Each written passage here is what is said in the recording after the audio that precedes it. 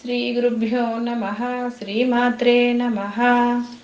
తటిల్లేఖా తన్వీం తపనశశి వైశ్వానరమయీం నిషణ్ణాం షణ్ణామప్యుపరి కమలానాం తవ కళాం మహాపద్మాటవ్యాం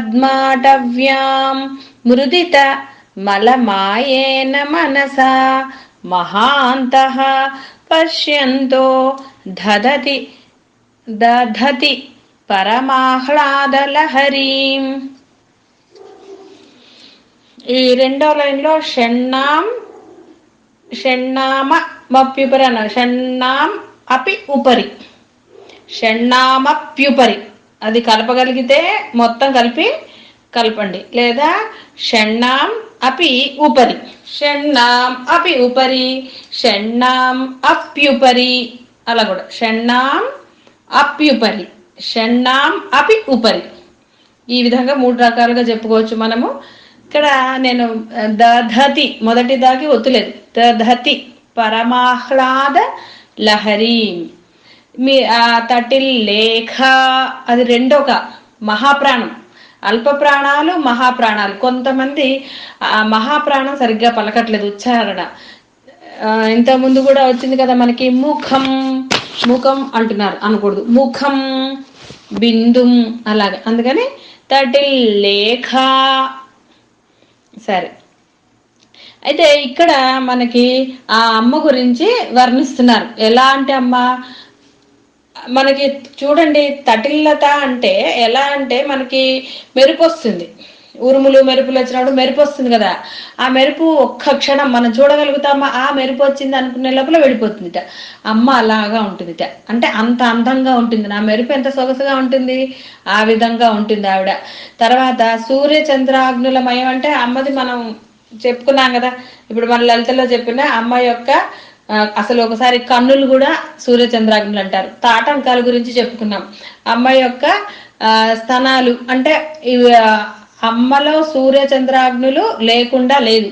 అయితే ఇక్కడ సూర్య చంద్రాగ్నులు అంటే మనకి 2 రకాల అర్థాలు వస్తాయి. ఏంటి? ఒకటి వేడిని కలిగించేది, ఒకటి చల్లదనాన్ని కలిగించేది. 2 అవసరమే మనకి. ఏది లేకపోయినా కష్టమే మనకి. ఎండాకాలం అయితే వర్షం పడితే బాగుండంటాం, వర్షం పడుతుంటే ఎండ వస్తే బాగుండంటాం. 2 అవసరమే. అది మనం తత్వంలోకి తీసుకున్నా కూడా అంతే.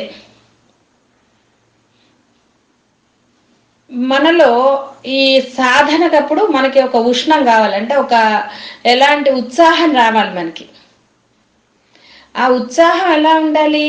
మళ్ళీ చల్లని ఆ అమ్మని భావించేంతటి కరుణాపూరిత హృదయం కావాలి మనకి. భావన రావాలి కదా. భావనలో మళ్ళీ మనకి వేడి ఉండకూడదు. ప్రయత్నంలో సాధన చేయడానికి ఉత్సాహం అది ఉండాలి, ఆ ఊపు ఉండాలి. నేను చేసి తీరుతాను, నేను అమ్మని చేరుకుంటాను అన్న ఉత్సాహం లేకపోతే చేరుకోం కదా. ఎలాంటి అమ్మని చేరుకుంటాము? బోర్డు చెప్పారు మనకి ఇక్కడ. ఆ విధంగా మనం 2 తీసుకోవచ్చు. సరే, ఇక్కడ అలాగా. తర్వాత ఆ అమ్మ ఎక్కడుంది? మన 7 చక్రాలు దాటి మూలాధారము, స్వాధిష్టానము, మణిపూరము, అనాహతము, విశుద్ధి, ఆజ్ఞా చక్రాలు, వీటి పైన సహస్రారంలో మహాపద్మాటవ్యాం. అది ఎంత పెద్ద పద్మమో సహస్రారం అంటే. మరి అక్కడ ఆవిడ ఉంది కదా. ఇక్కడ మనకేం చెప్తున్నారు? అక్కడ ఉన్న అమ్మని, అంతే కదా. అమ్మ అక్కడే ఉంది కదా. ఇవన్నీ ప్రయాణించి అక్కడ సహరహసి పత్యా విహరసే అన్నాం కదా. కాబట్టి ఇక్కడ అమ్మ యొక్క కళ అంటే అసలైన అమ్మ అక్కడ ఉంది. వీటన్నిటి మూలాధారంలో ఆవిడున్నా వీటన్నిటిని కలిపి, ఎందుకంటే అయ్యతో కూడిన అమ్మనే మనం ధ్యానం చేయాలి ఎప్పుడు కూడా. అంటే ఇప్పుడు ఇక్కడ మీరు వేరేగా అనుకునేరు, అలా కాదు. అంటే పూర్ణ రూపం అమ్మా నాన్న అంటాం కదా, అంతేగాని ఒక అమ్మాయి అని అంటామా కాదు కదా. అమ్మ అంటే నాన్న వచ్చేసాడు, నాన్న అంటే అమ్మ వచ్చేసింది. వాళ్ళిద్దరు విడిగా లేరు, అమ్మా నాన్న కలిసే ఉంటారు. కాబట్టి ఇక్కడ మనము ఆ అమ్మ అక్కడ అసలైన కళ అక్కడ ఉంది అంటే అసలైన అమ్మ అక్కడ ఉందిట. అయితే ఎవరైతే అంటే మహానుభావులు, భావన రావటం చాలా గొప్ప విషయం అండి. భావన అందరికీ రాదు. ఆ భావన కొంతమందికే వస్తుంట. అంటే ఆ మహాపద్మాటవ్యంలో సహస్రారంలో ఉన్న ఆ అమ్మని, ఎలాంటి అమ్మని? తటిల్లేఖ. ఆవిడ తటిల్లత మెరుపు తీగలాగా ఉన్న అమ్మంట. అక్కడ మళ్ళీ అరుణ వర్ణం ఇవన్నీ చెప్పట్లేదు. అక్కడ ఆ అమ్మ తటిల్లత లాగా ఉంది, మెరుపు తీగలాగా ఉందిట. అంటే ఈ సూర్యుడు చంద్రుడిని కలిపి అన్ని రకాలుగా. అంటే అది ఎలా భావన చేయాలండి? ధ్యానం చేస్తే వస్తుంది. అన్నీ మనము కొన్ని చెప్పడానికి రాదు, ఈ విధంగానే ఉంటుంది అనేసి. అంటే ఇక్కడ మనము రూపరహితానికి వెళ్ళాలి. మన అంటే మన ముందర చెప్పుకున్నట్టుగా మనము రూపం నుంచి ఇప్పుడు నామము రూపము అలా వెళ్తున్నాం కదా, ఆ విధంగా అక్కడికి వెళ్ళిందంటే నిర్గుణతత్వము. నిర్గుణం అంతా అంటే ప్రకాశమే కదా. నిర్గుణం అంటే కేవలం ప్రకాశం మాత్రమే ఉంటుంది. ఆ ప్రకాశాన్ని చూడాలంటే అమ్మే మనకి దివ్య చక్షువులు ఇవ్వాలి. ఆ అమ్మని ప్రార్థన చేస్తేనే మనం ఆ అమ్మ యొక్క అసలు రూపాన్ని మనము చూడగలుగుతాము.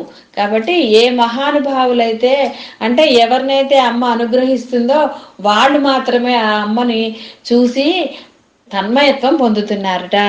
పరమాహ్లాద లహరీం, అందులో ఓడలాడుతున్నారనమాట. అంటే అలాగా ఆనంద డోలికలు అని అంటుంటాం కదా మనం, అలాగా ఉన్నారట.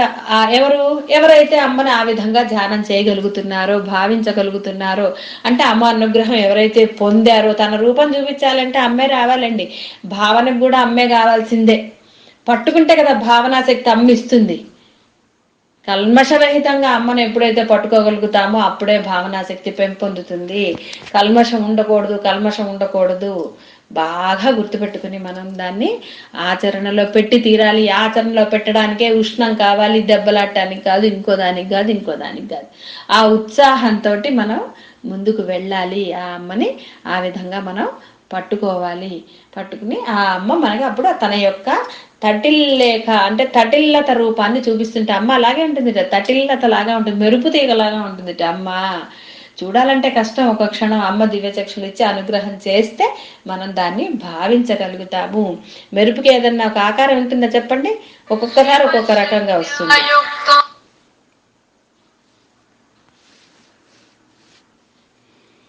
కాబట్టి మనం అమ్మని ఆ విధంగా ధ్యానం చేసి అమ్మని చేరుకుందాం. శుభం భూయాత్.